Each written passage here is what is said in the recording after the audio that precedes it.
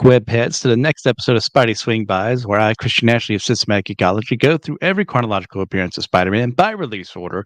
Today, as you can see here, we're not starting with Amazing Spider-Man because by release order, Tales to Astonish 57 would have been released first. But we are also going to be going today into Amazing Spider-Man 14. But before we do that, we need to go over the credentials of Tales to Astonish 57. This was released in April 2nd, 1964. The story title is On the Trail of the Amazing Spider-Man.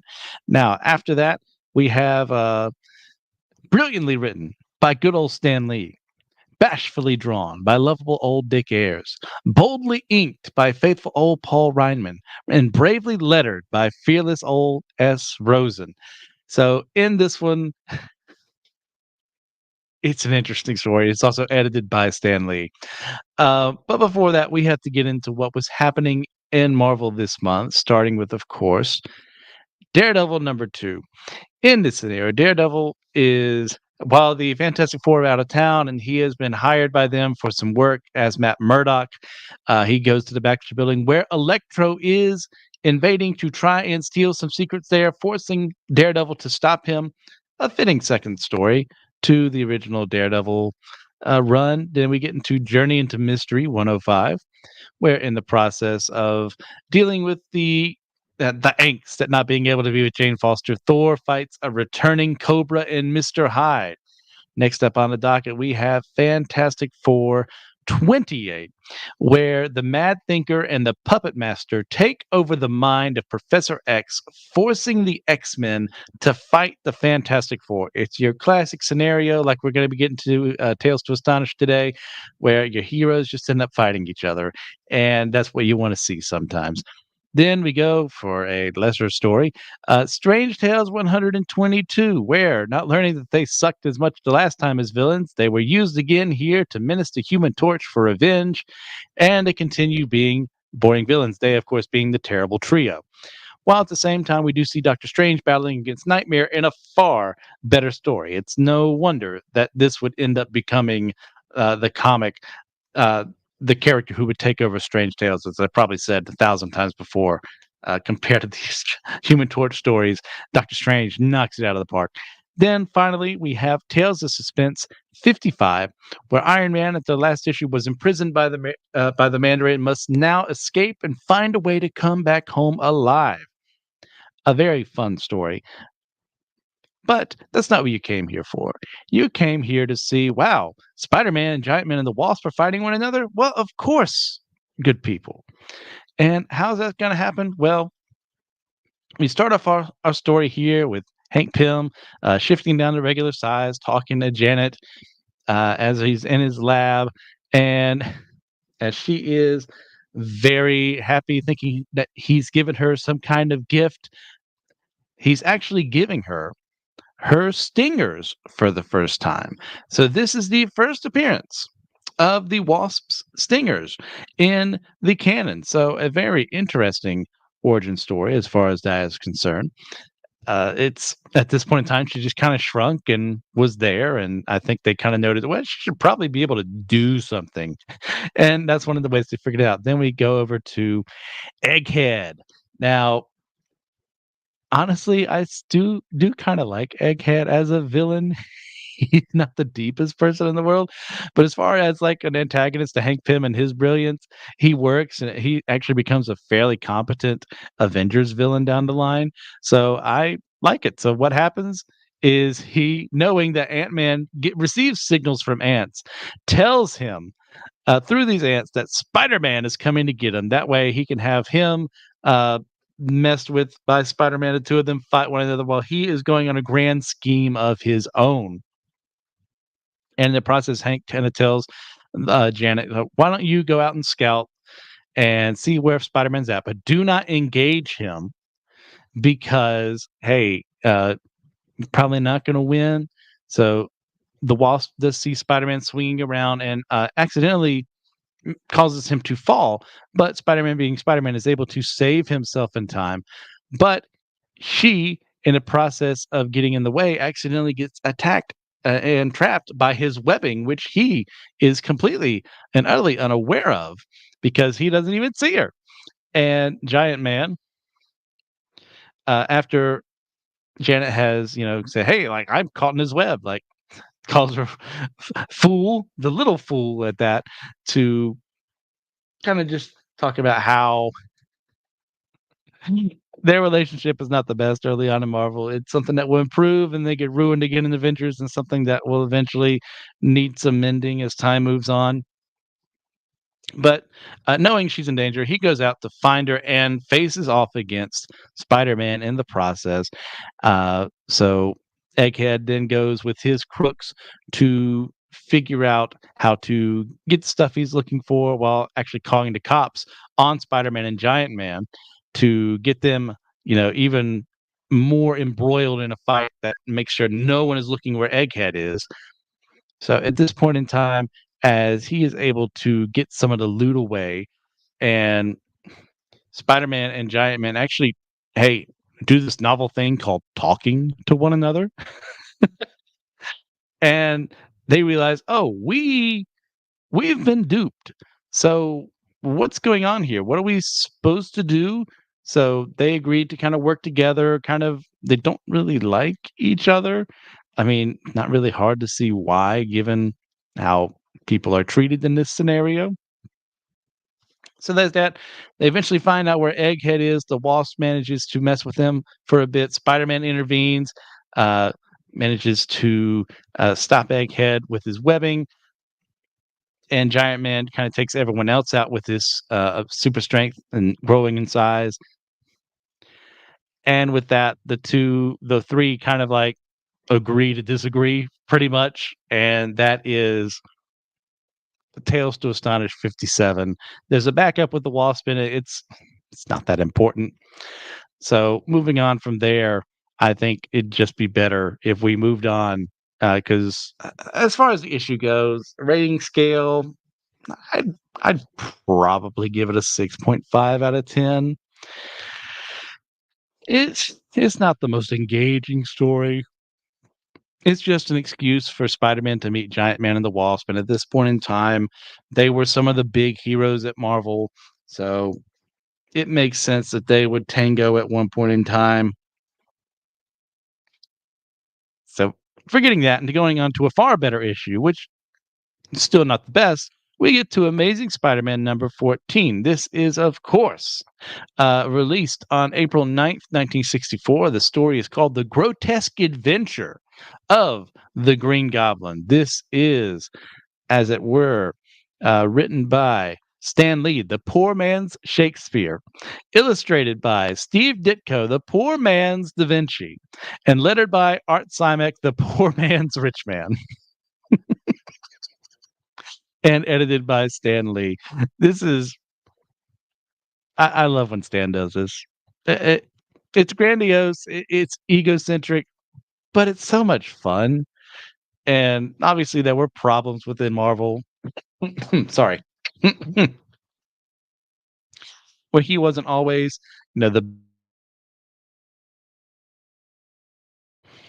as a person, with artists and the like, and how he handled story credits, but it's still fun to see that. So with that, we get to the very beginning of the story where we see the Green Goblin, who is shrouded in shadow, and over time will be revealed. Now, it was indeed the plan for it always to be Norman Osborn, and I'm sorry, spoilers for something that's over 50, 60 years old. But if you don't know who the Green Goblin is, like, I really don't know how to help you there. But it's done in a way where there's enough mystery set up. You're kind of wondering, okay, who is this guy? What's he about? Is he actually a good villain? As he's on his giant broomstick, essentially, the glider will be so much better compared to this contraption. And like early ideas were for him to actually be some kind of mystical figure that came out of like this Egyptian sarcophagus or something. And I think it was Ditko to be like, no, that's a stupid idea. Let's actually make him a person and figure stuff out. So what does he do? Wanting to make his name out there in the world, he hires the enforcers. to work alongside him. That way, they can get their revenge on Spider-Man, and he can make a name for himself. So what does he do? The most logical thing in the world. To he goes to Hollywood and talks to um, a director of sorts there and convinces him, hey, here's what we're going to do. We're going to make a movie co-starring the Green Goblin, the Enforcers, and Spider-Man. That way he can make some dough on it. And he's going to make some money. He even offers his suggestions of Tony Curtis or one of the Beatles to play Spider-Man. But Green Goblin's like, I'm going to actually get you Spider-Man, and we're going to make a deal. This was perfectly logical plan, and this is for early Marvel. The first time this happens, it's Fantastic Four, and Namor ends up somehow becoming a producer of the film. And they're in financial woes because Reed Richards has done poorly on the stock market, and they need the money. It's so funny. But this is something that's going to happen time and time again. It's going to happen to Spider-Man multiple times over. It's even happened in the cartoons of where, like, hey, we want you to come over here, make some money by being in a film starring you as you. Sorry, I'm getting kind of tired today. And I'm doing this a little early in the week because I wouldn't be around here because I'll be in Chicago to go visit my niece. So can't really do it that normally when I would do it. So moving on from there, we start with Liz, who has her paws all over Peter. She is all in on Peter, and the man is living it up because it's making Flash angry. Liz is a very attractive woman. And of course, even though he is dating Betty right now, Peter is kind of, for the first time in his life, realizing, oh, okay, here's what dating is like. Here's what being around women and not being like this shy wallflower is about. And it's not great how he's handling it, but you will kind of understand after all those years of abuse, him ending up like this. So he hears a radio report because what the kids were always doing back in the day in the 60s, they were always holding a portable radio with them so they could hear the latest news, which is telling him of this kooky guy and a green garbs figure on a flying broomstick who's been flying over Manhattan for the past hour. So Spider-Man goes to see him, makes a catapult to find the goblin, talks with him, and says, the Green Goblin says, Spider-Man, I've been waiting for you. I knew if I flew around the city, you'd be sure to investigate sooner or later. So you got really lucky with Spider-Man and not a really hot-headed Torch, or Doctor Strange just happened to be coming by, or what happened, whatever. So he's here to offer you a legitimate deal, representing BJ Cosmos of Cosmos Productions, the guy we met earlier as the director. And Peter, who desperately needs the money, agrees, which you understand why. Like, Aunt May is in dire straits. He only makes so much because Jonah is a penny pincher and not the best boss in the world at this point in time. So he goes to meet with the director, signs it away, and there you go. He's going to be in Hollywood. So how does he explain that he's got to leave New York behind? Well, he goes to the Daily Bugle, and he's going to talk to Betty first. Actually, to his credit, but Jonah interrupts and tells him that he's just heard the news that Cosmo Films is going to make a film of Spider-Man, and the real Spider-Man is going to be in it. So, of course, Peter is going to be there as the person who takes the best photos to go that way. So, a convenient excuse to explain, well, why is Peter going to California at the same time that Spider-Man is, or all that mess. And Betty, of course, being in a very emotionally fragile state at this point in time, is concerned that he's going to end up looking at all those Hollywood beauties, compared to me. Betty being a very attractive woman, but her insecurities just being on the rise ever since everything's been happening in her own life, and seeing Liz around Peter, which honestly she has something to be worried about in that sense. I always felt bad for Betty and how she's being treated here. Like, Peter is obviously not emotionally mature enough to handle this responsibility right now. He's being a big jerk in that respect. But I mean, at least she's not Deb Whitman. That it's not like I don't like Deb. It will be a love interest for Peter later on, especially in Spectacular Spider-Man. But she's just a woman just written in a way she's so neurotic, and given what the abuse she's gone through, you definitely understand it. So, like, she's yeah, Betty hasn't gone that bad yet, Deb. When we forever from now get to Spectacular Spider-Man, she needs a break. She she needs some tender love and care, and Peter is definitely not gonna be the person to give her that. He is a huge jerk to her, but for now, that's many, many weeks from now, many, many years before we even consider looking at Spectacular Spider-Man, before we even see Deb Whitman. So he then explains to Aunt May what's going on. She, of course, doesn't want him to go because, she's afraid about her poor, Peter. He's too young to go traipsing around the country this way, even though, plenty of other people do that. So Spider-Man gets to uh, the set where they're going to be filming this movie, and he's completely fooled that the enforcers look just like the enforcers, which is so weird that they got actors who could do perfectly portray them. So they're filming. The Green Goblin organizes the enforcers to fight him. Peter kind of realizes, wait a second, this is real, and realizes the Green Goblin is behind it. So he gets angry at him. So he manages to dodge away. Uh, uses his great power of chest expansion to get outside of Montana's lasso, which he always knew he could do that, which it's fine. It's what it is. Ends up in a cave where he fights against the Green Goblin and the enforcers. As before that, though, we do see Aunt May writing him some letters, and Liz hoping that she got a letter, and the Flash getting angry, and Betty being worried because Jonah is not helping by saying, "Hey, he's probably dating those Hollywood glamour girls." I don't know. I don't know if Jonah knows they're an item. I don't think they've ever, like, said that in front of him, so it's not completely heartless, but it's not the best move to make. It's a kinda callous thing to say. So, as he's trapped inside the cave with them, Spider-Man starts taking down the enforcers, then goes after the Green Goblin, uh, beats the Ox, which he should be able to do easily enough, does so, but in the process, lo and behold, they went into the one cave they shouldn't have, because the Incredible Hulk is inside of it, and he is none too happy that people are disturbing his rest. Even here in my hidden caves, you attack me, but no one can capture the Hulk.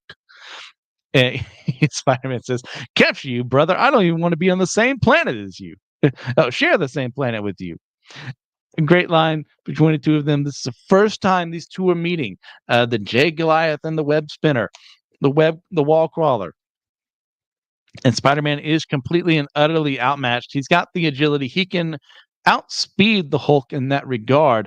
And in an open environment like this, he has plenty of places to, jump around on. But the Hulk is just too big of a menace, like breaks through his webbing like nothing at all. And as the two continue fighting one another, it gets to this point where Peter actually, strikes him in the face with, and knowing it's the Hulk, he doesn't have to hold back as much as he would do with other people, but ends up almost breaking his fingers in the process. And the Hulk is none the worse for wear because, of course, he is way beyond Spidey's weight class. So there's no way he's ever going to possibly beat him in a battle of wills. But Peter is able to figure out, okay, well, I can trick him into thinking I'm knocked out by taking just enough of the blow, even though he hardly touched him. It's the hardest punch he's ever felt in his life at this point in time. And he pretends to be knocked out for a second, but that breaks the stone that was kept in place to prevent him from leaving the cave. So, as this is going on, the Hulk also just rushes forward. Spider-Man tries to take down the Goblin, but he gets away from Spider-Man just in the nick of time, and he decides that he's going to live to fight another day. And Spider-Man hides in the water from the Hulk, and then manages to stealthily escape outside, where he gives the enforcers to the army, and then gets away. As of course, the director is very upset that they had the perfect opportunity there to make some money off of this whole ordeal, but uh, they were hiring crooks, the actual crooks themselves, and now the movie's no longer a thing, and poor Peter is given, like, next to nothing for expenses instead of the $50,000, which, hey, I would still take $50,000 now, that he was hoping for, and that's barely enough to get back to New York City, so he's forced to just take a bus back home. As we go to the Goblin's, lair, he takes off his mask, but we still don't see him. And this leads to the questions. Obviously, with at the time, it's like, is he someone that Peter knows? And at this point, no, it's not. But the mystery is building. And hey, is it the most? Is it the greatest scheme the Goblin ever comes with in his lifetime? No, it's kooky, weird, early Marvel ideas for what supervillains would do. So there's that. But this is a good story, way better than the one we read before. It brings the Enforcers back. Just some of his lamest villains, to be perfectly honest. But working together with the Green Goblin is a good way to help bring up their street cred. It makes this new villain kind of like, well, who's he about? Like these other villains, they normally get unmasked. Like there's something about him that's a little different, and it's something Stan and Steve are going to build up. And eventually, when Steve does leave, it's going to reveal like right after he leaves. But this was always the plan for it to be Norman Osborn, for it to be someone who would eventually become close to Peter through his relationship with his friend, with his son, Harry, who will be introduced several issues from now. And it's just fun. Like, I think the original idea was, how do we get Spider-Man to meet the Hulk? Because we just had him fighting the Avengers and the Fantastic Four not too long ago, and the Thing couldn't take out the Hulk, so definitely Spider-Man's not able to do it, but we want him to fight. So what's the scenario? Well, there's making a movie in the West. Genius, because that's where the Hulk pretty much hangs out most of the time. It is what it is. This is, I'm giving this one an 8 out of 10. It's not the deepest story in the world, it's not the greatest story in the world, but it's fun.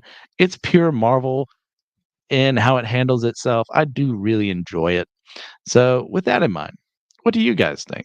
Was there something I missed that should have been covered? Is there something you wish I would have focused on more? Do you have opinions that are different from mine about this issue? Do you think an 8 out of 10 is too high? Do you think it's too low? Let me know in the comments down below. So until next time, Webhead.